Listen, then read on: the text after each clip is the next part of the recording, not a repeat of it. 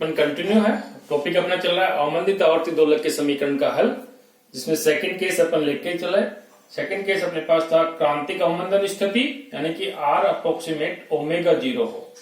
अपन यहां तक सॉल्यूशन कर चुके थे इस वाले केसेस में। तो अपने पास ये आया x is equal to e की power minus RT a plus B plus ST a minus B.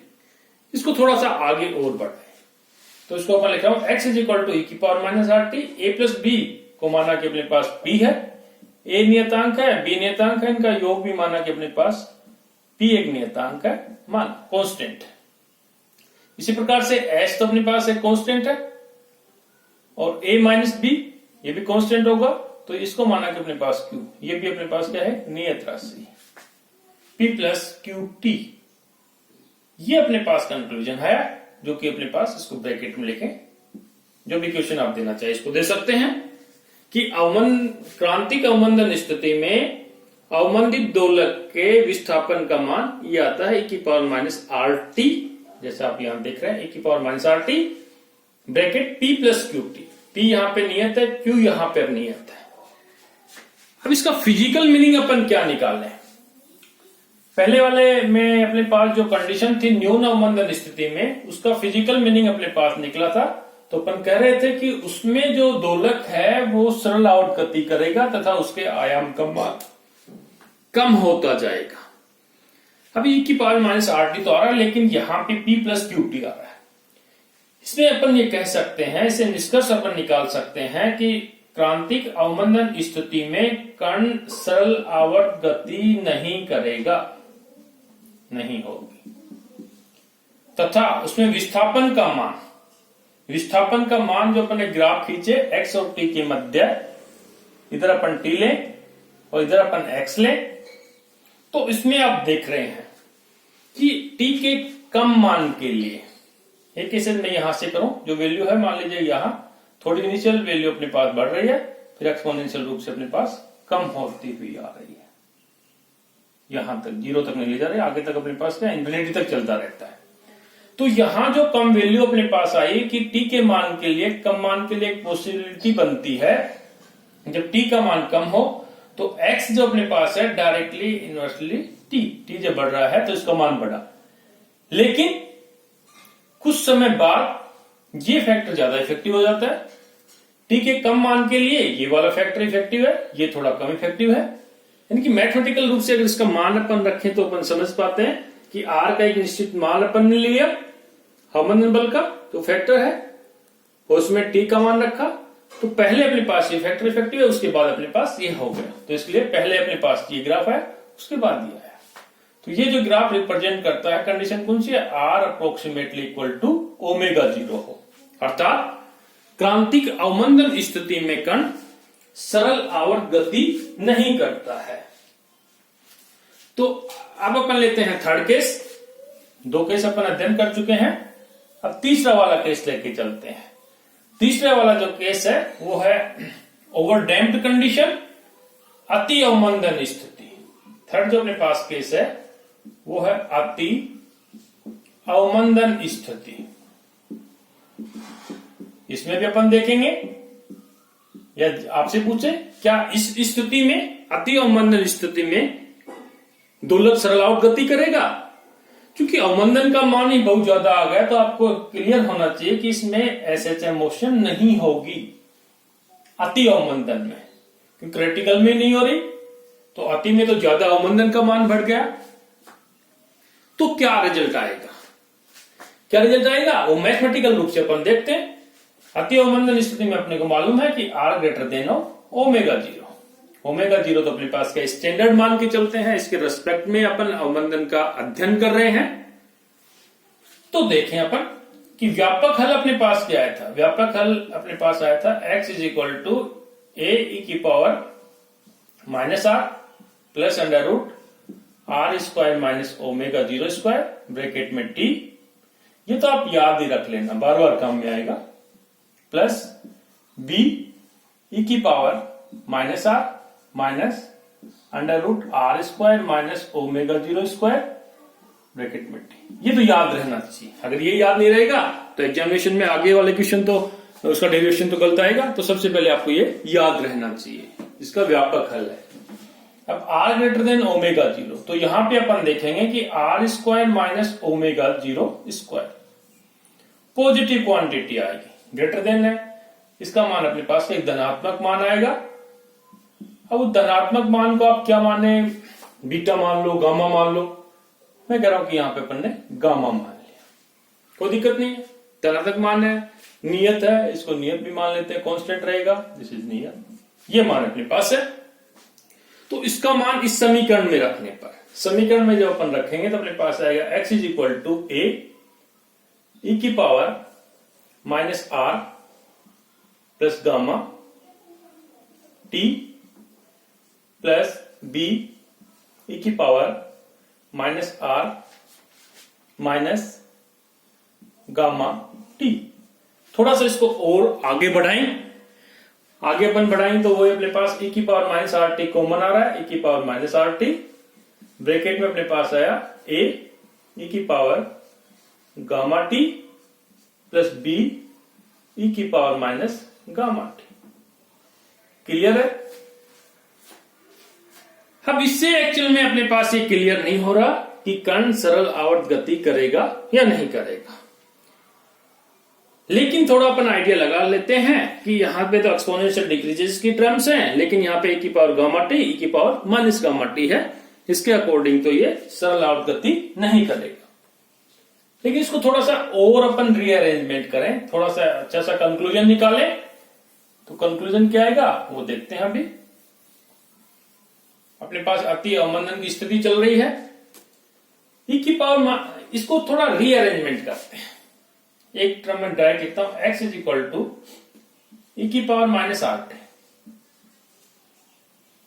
अब e की पावर गामा एटी है, इसको मैं दो टर्म में तोड़ता हूं, e की power gamma T by two plus e की power gamma T by to, कोई दिक्कत नहीं है, कर सकते हैं ऐसा, प्लस b।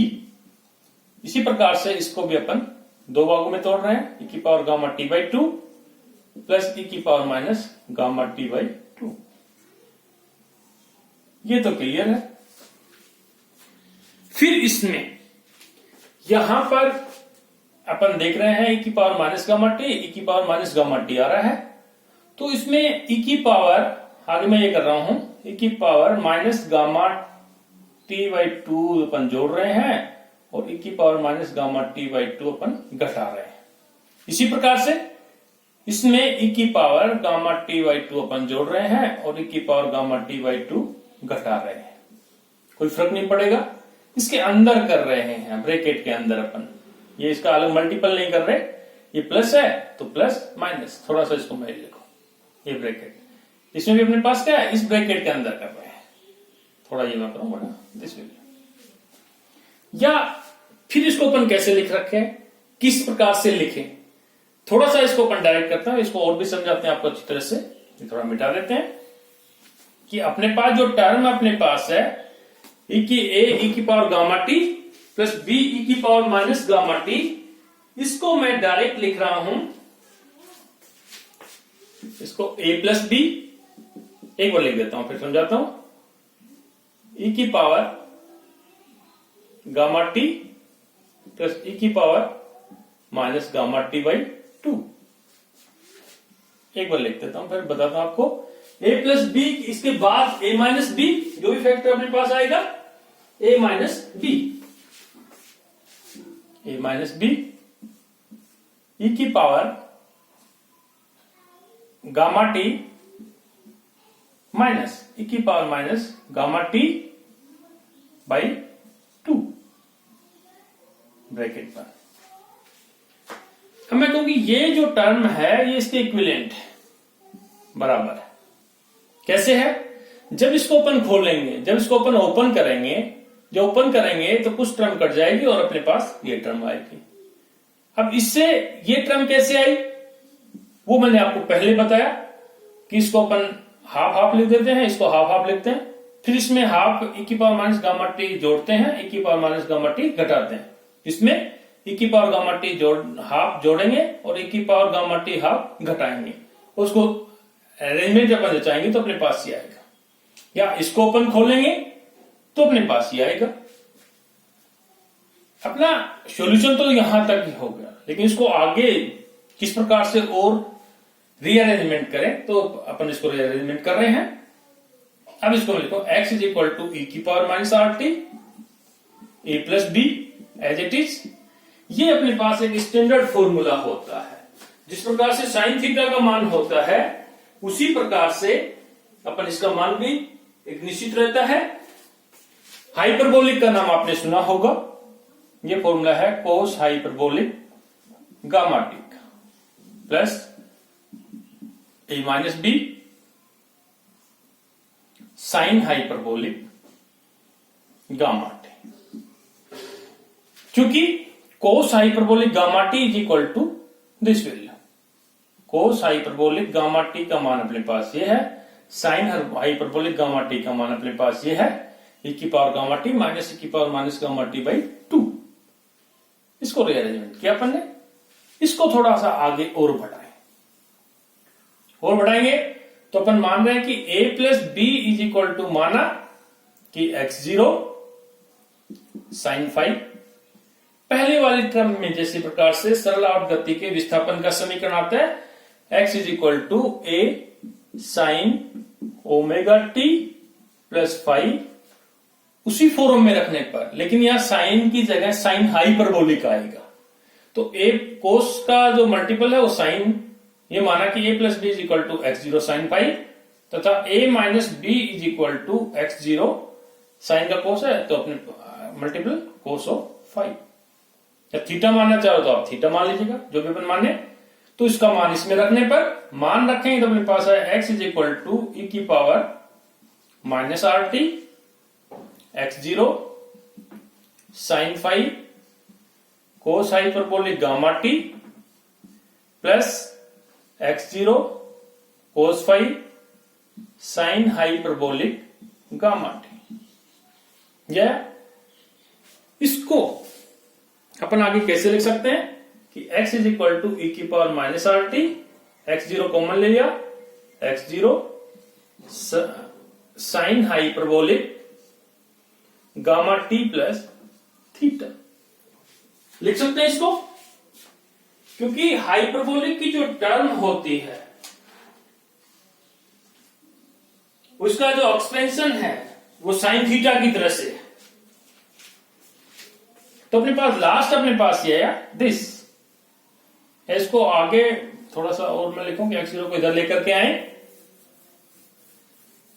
तो यहां पर x is equal to x0 e की power minus are T sine hyperbolic gamma T plus five. इसको अपन मान सकते हैं, इसको अपन लिख सकते हैं इस प्रकार से, यानी कि अपने पास sine gamma T plus theta नहीं आकर के यहां पर साइन हाइपरबोलिक आ रहा है। क्लियर? दिस वे अपन ने जो माना था कि a plus B is equal to x0 sine five माना, तो फाइव जो माना तो फाइव की जगह अपन एच फाइव करेंगे, वहां पे एच लिखना भूल गए थे, एच फाइव। इसी प्रकार से a माइनस बी जो अपन ने माना वहां पे x0 कोस हाइपरबोलिक फाइव, क्योंकि एच है इससे मल्टीप्लाई फाइव से, तो वहां पे जो अपन ने माना वहां फाइव की जगह एच फाइव करेंगे, एच फाइव। लास्ट में अपने पास जो कंक्लूजन आया वो अपने पास ये इक्वेशन आया।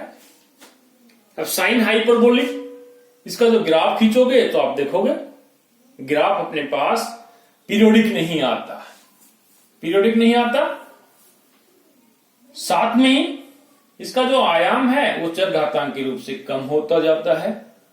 तो इससे ये निकलता है कि अति अवमंदन स्थिति में कण अवमंदित सरल आवर्ती गति नहीं करता, तथा ग्राफ से अपन समझ सकते हैं इसका जो ग्राफ आएगा वो एक्सपोनेंशियल डिक्रीजेस रूप में आएगा, यानी कि इसका मान इस प्रकार से घटता जाएगा r ग्रेटर देन ओमेगा 0 स्थिति में। अर्थात कण अपने पास है वो सरल आवर्त गति नहीं करेगा। इस ग्राफ को थोड़ा सा अपन कहें कि एक्सपोनेंशियल नहीं करके, एक्सपोनेंशियल तो है साथ साथ में, जल्दी से आती मतलब बहुत जल्दी अपने पास घटेगा इस प्रकार। ये वाला केस अपने पास है r ग्रेटर देन ओमेगा 0। तो अपने पास कंक्लूजन निकला कि अवमंदित आवर्ती दोलक, जो कंक्लूजन अपने पास निकल रहा है उसको अपन देख रहे हैं कि अवमंदित आवर्ती दोलक न्यून अवमंदन स्थिति में ही